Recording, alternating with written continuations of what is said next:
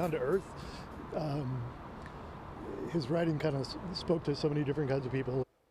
Heartbreak in Hollywood tonight after the shocking deaths of filmmaker Rob Reiner and his wife Michele. Tonight, new images now surfacing of Reiner's son being arrested for those murders. He was subsequently booked for murder and is being held on $4 million bail. And good evening, everyone. Welcome to West Coast Wrap. I'm Alex Savage. All throughout the day, police have been at the Reiner's home in the Brentwood neighborhood of Los Angeles. That's where the bodies of Rob and Michele Reiner were discovered late yesterday. And tonight we're seeing newly released photos that show LAPD officers arresting the couple's son, Nick Reiner, on suspicion of murder. We begin our coverage on this tragedy tonight with KTVU's Greg Lee, who has the very latest on the investigation. A memorial continues to grow on the Hollywood Walk of Fame at the star of legendary actor and director Rob Reiner. Fans and friends paying respects to the industry giant. Everything that he's done, his humanity, his empathy, his charm, he was humble, it was down to earth. His writing kind of spoke to so many different kinds of people. Police said the 78-year-old and his wife, Michele Reiner, were found dead inside their home in the Brentwood neighborhood of Los Angeles. Their son, Nick, arrested Sunday night. LAPD saying Monday he was, quote, responsible for their deaths. They worked throughout the night on this case and were able to take into custody Nick Reiner, a suspect in this case. He was subsequently booked for murder. 32-year-old Nick has spoken openly in the past about his struggles with addiction, experiencing homelessness, and his relationship with his parents. He got clean in 2015 and worked with his father on a semi-autobiographic film about addiction and recovery. TMZ reports a fight broke out between Nick and his parents at a party Saturday night.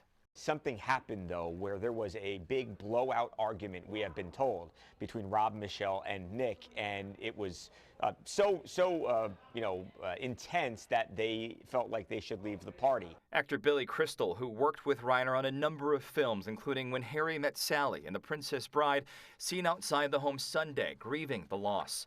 Tributes poured in from across Hollywood, politics, sports, and beyond. His legacy is transformational.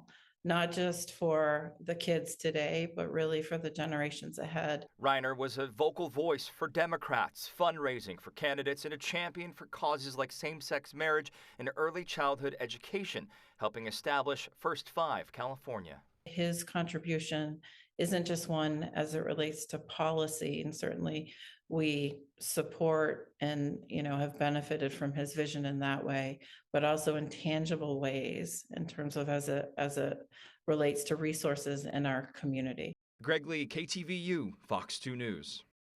And as Greg mentioned, Nick Reiner has been open about his ongoing struggles with addiction. He has cycled in and out of rehab numerous times in his life.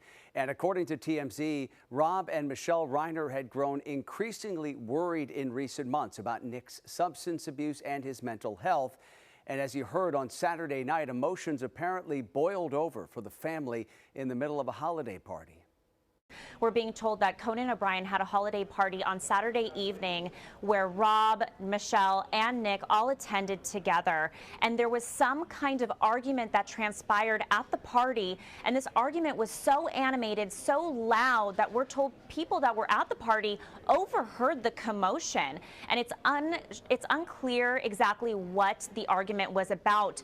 But we're told that Rob and his wife were so upset they actually left the party immediately after. But we were told specifically these past couple months have been extremely hard for both Rob and Michele, and they were expressing to close family and friends that they had tried everything they could to help their son, and they were feeling very defeated and didn't know what else to do for him.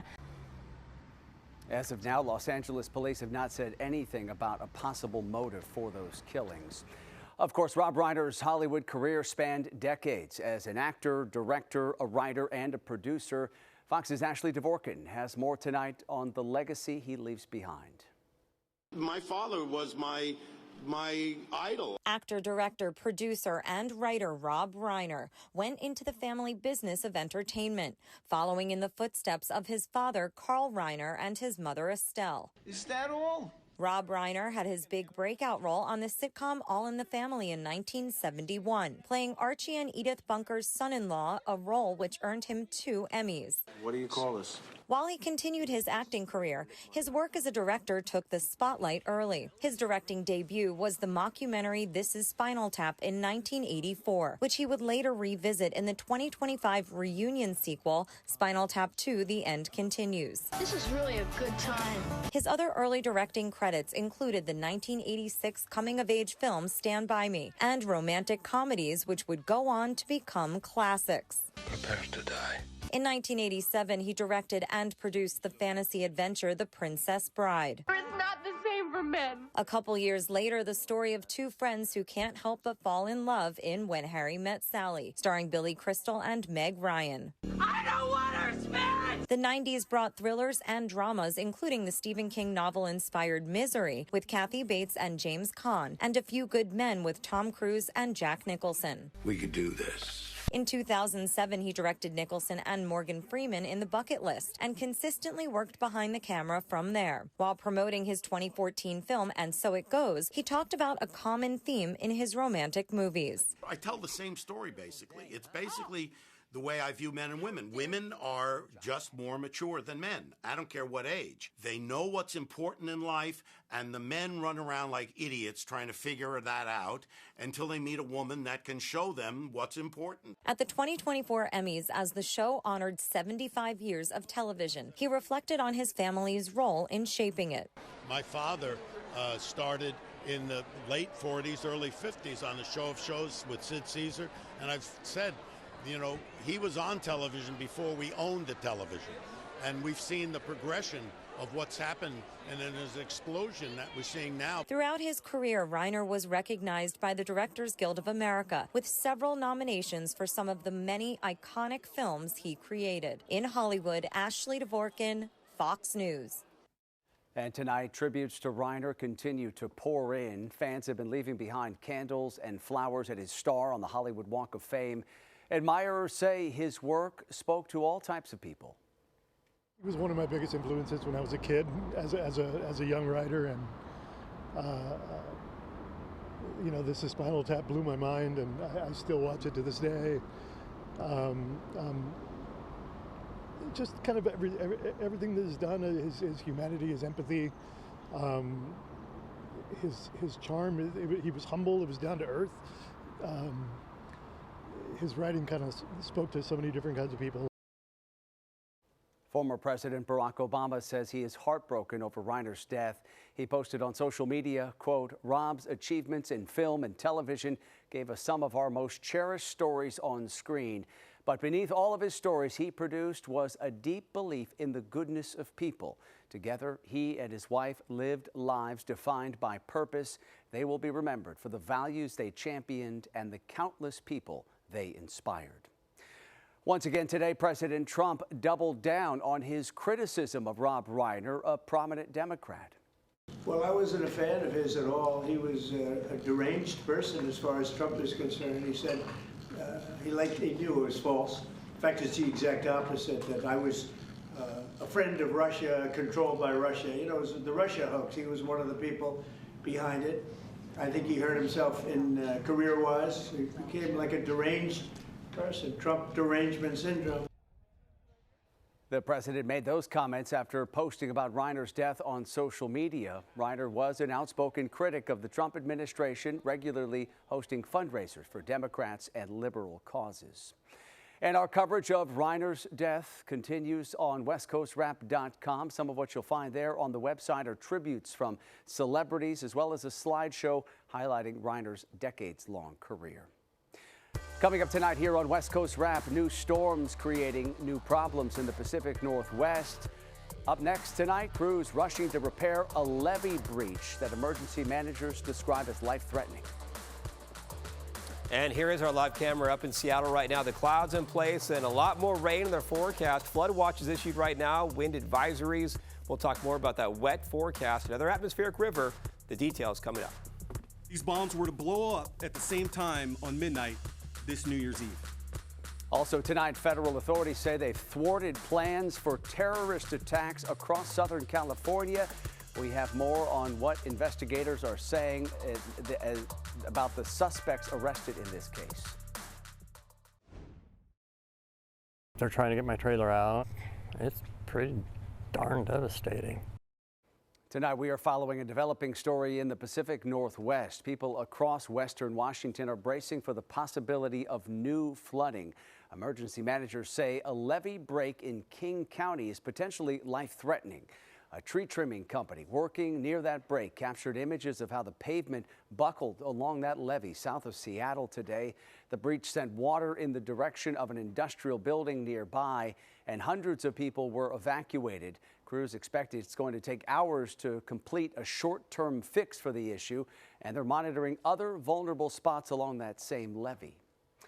Now, that break happened as a new round of rain moved across western Washington. Here is a live look at the conditions in Seattle tonight. It looks relatively clear from this shot, and you see breaks in the clouds here. Certainly that is good news, but the threat of flooding from those rising river levels is going to linger for several days. Fox 13's Lauren Donovan reports tonight that looters are complicating matters for first responders in some of those flooded areas of Snohomish County. This right here on Marsh Road is one of the most flooded parts of the entire Snohomish Valley. I'm going to step aside so you can see some of the extent of it. Check this out. This is the golf center here, and it's totally underwater. The doors of it are open, water rushing in and out. There's a tractor in the distance, in the water as well. And something crazy over the weekend happened right down this road over here, past the barricades. Looters on kayaks. The sheriff's office tells me this was a group of young guys, teens to early 20s. They paddled up to a submerged property just right down Marsh Road. And not only did they steal items from the place, but they damaged equipment, spray painting a crane there. It all unfolded over the weekend after deputies spotted the group of kayakers. Initially, that is what we thought it was, just that they were out there trying to have a good time or an adventure.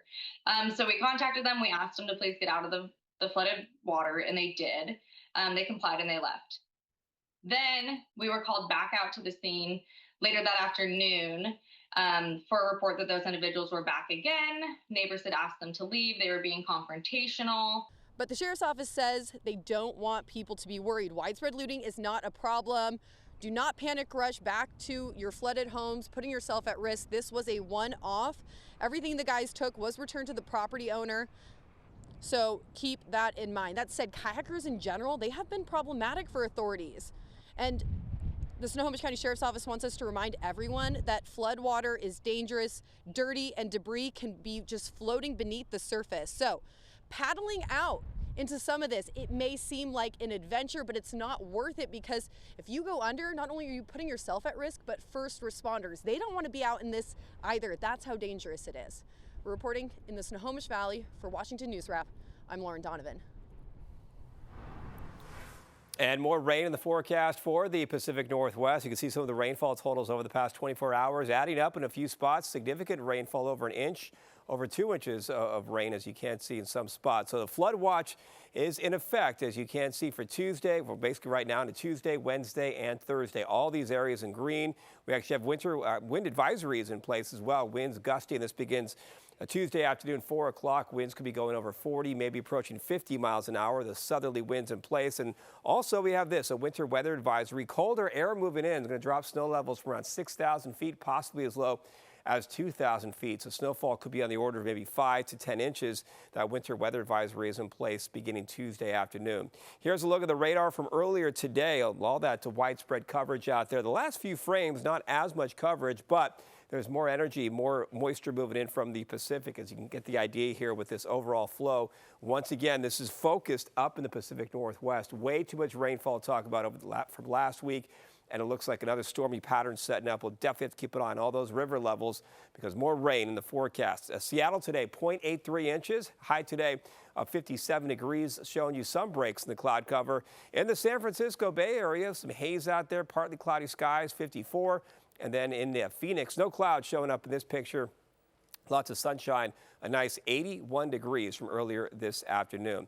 As we take a look at the rainfall projections, unfortunately, this is too much rainfall setting up in the Pacific Northwest over the next few days. You'll notice this rain moving into Northern California, so finally some rainfall making a comeback for the San Francisco Bay Area. There's a chance of some rain in San Francisco for tomorrow. The bulk of the action, though, is focused up to the north. And of course, we talked about the rainfall in Seattle. Warm conditions for Los Angeles, nice in Phoenix, and more sunshine in the Denver forecast. Here we go with the forecast model, and as you can pick out into this your Tuesday morning and then later in the day by 4 o'clock. So the rainfall rates will be picking up here. And notice the action moving into Northern California.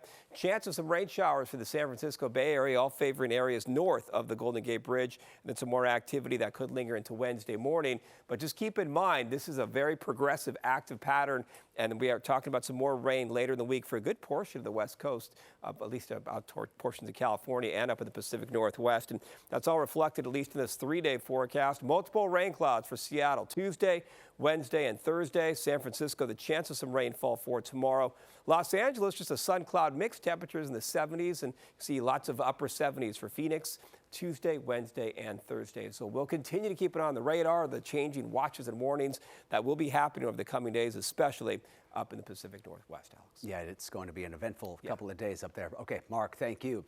For the first time since June, no federalized troops are deployed on the streets of Los Angeles. This is a live look at LA tonight, where earlier this summer, President Trump deployed thousands of National Guard troops as he intensified his immigration enforcement crackdown. The final drawdown of troops comes just days after a judge's ruling that the Trump administration must return control of the National Guard to the state of California. Today, California Governor Gavin Newsom posted on social media that he's thankful to everyone who helped fight what he calls a, quote, clear authoritarian overstep by Trump. Well, today, federal authorities announced the arrests of 4 people, all accused of plotting New Year's Eve bombing attacks across Southern California. Investigators say those suspects are members of an anti-government extremist group, and they plan to target businesses as well as ICE agents. Fox's Rebecca Castor has more tonight on how authorities uncovered this alleged plot. The FBI has arrested 4 people it says were planning coordinated New Year's Eve bombings across Los Angeles. Authorities say they're members of an extremist group called the Turtle Island Liberation Front, known for its pro-Palestinian, anti-law enforcement, and anti-government views. Investigators say 30-year-old Audrey Carroll is the alleged mastermind behind the foiled attacks. Carroll's bomb plot was explicit. It included a step-by-step instructions to build IEDs. She said, quote, what we are doing will be considered a terrorist act. The suspects were arrested Friday while preparing to test their bombs in the California desert. And the FBI says the group planned to target at least 5 locations in Los Angeles. These bombs were to blow up at the same time on midnight this New Year's Eve. While searching their homes, agents found signs reading Death to America and Death to ICE, and say the suspects also plan to target ICE agents. This is not the end of our work. My office is committed to extinguishing the far-left terror threats that we face. Each suspect has been charged with conspiracy and possession of a destructive device, with more charges likely coming. The FBI says a 5th person with ties to the same extremist group was arrested in New Orleans, accused of planning a separate attack. In Washington, Rebecca Castor, Fox News. Now we turn to Arizona, where a man digging in his yard stumbled across World War II-era grenades, setting off a tense scene at a police station. This all happened today in the city of Globe in Gila County. The man decided to bring those grenades to the police department. He was asked to place them outside the building. Officials evacuated the Globe police and fire departments and some surrounding areas, all out of an abundance of caution. They are a fragmentation type device, so they're designed to explode with shrapnel and stuff. And they do have, a radius that shrapnel would go out. That's why we've secured the area that we've secured. The U.S. Air Force Explosive Ordnance Disposal Team was called in to remove those grenades and dispose of them safely before they gave the all clear this afternoon. Coming up here on West Coast Wrap tonight, a Utah man has been awarded North America's highest civilian award for heroism. Tonight, what he did to save lives on Utah's Ogden River. Also, aviators in Colorado come up with a unique way to spread holiday cheer to veterans and their families. To fly around and we get to help people in the process, so it's a win-win. In tonight's NFC West update, anticipation is building for Thursday night's matchup between the Seahawks and the Rams. They both have records of 11-3, but the Rams beat the Seahawks earlier this season, giving LA an edge for #1 in the division. Thursday's game potentially could change that if the Seahawks are able to come out on top. Well, a group of aviators took to the skies in Colorado to help deliver food, toys, and clothing to veterans and their families. Fox's Anna Kuhn has more tonight. Well, about 20 pilots today stepped up to be Santa's little helpers, airlifting clothes, toys, and food to all corners of the state for veterans and their families. Liam Shetterly hit the skies towards Fort Collins this morning. As the captain of the MSU Denver Aerobatics flight team, it's not uncommon for him to be up in a plane. But today's flight had a little extra cargo and a special purpose. We get to fly around and we get to help people in the process, so it's a win-win. Shetterly was one of dozens of volunteers who loaded up airplanes with food, toiletries, and lots of toys to create a more modern-looking version of Santa's sleigh. It's a really cool cause, I think, helping out our veterans. He and the other pilots all donated their time and fuel to get those goods to VFWs from Durango to Pueblo to Greeley just in time for the holidays. It's just amazing to watch the outpouring of everybody that's here, knowing that everything that you see on every one of those pallets is going to ultimately end up on the table of a hungry veteran. The VFW charity airlift was started by Brittany Davies and her dad, Ron. It now continues in his honor and under his namesake, combining two things he cared deeply about. We really wanted to see how we could partner our love of aviation and our love of our veterans and mirror them together. She says every year the cause gets bigger and bigger, and today the team sent over 12,000 pounds of holiday cheer up, and hundreds of miles away. Really get out to a lot of the communities in the state of Colorado that are really underserved, and especially underserved during the holidays.